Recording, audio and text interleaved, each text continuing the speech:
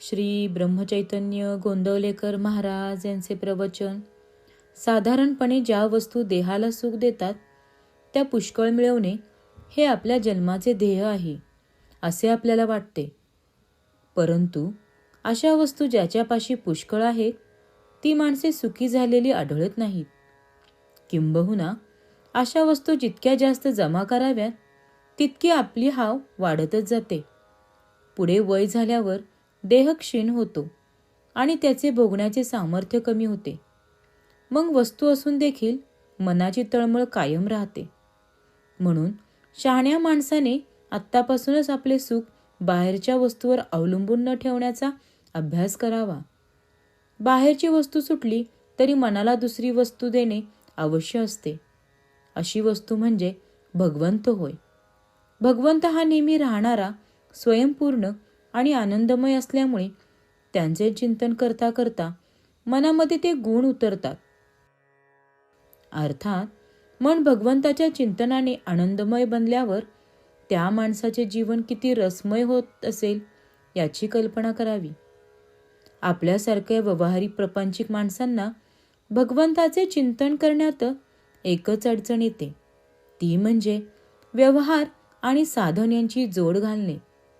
आपली अशी कल्पना असते की भगवंताचे चिंतन करणारा माणूस व्यवहार करू शकत नाही. तुकाराम बुवांसारखा परमात्म चिंतनात बेभान झालेल्या पुरुषाची गोष्ट निराळी.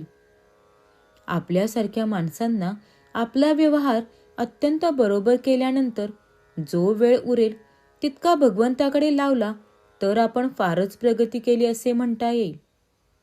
खरे पाहिले असता सध्या जेवढा रिकामा वेळ आपल्याला मिळतो तितका सगळा आपण भगवंताकडे लावत नाही. म्हणून दिवसातून काही वेळ तरी अत्यंत नियमाने भगवंताच्या नामस्मरणात घालवायचा आपण निश्चय करावा. नामाच्या आड सर्वच गोष्टी येतात. आपण स्वतः देखील त्याच्या आड येतो.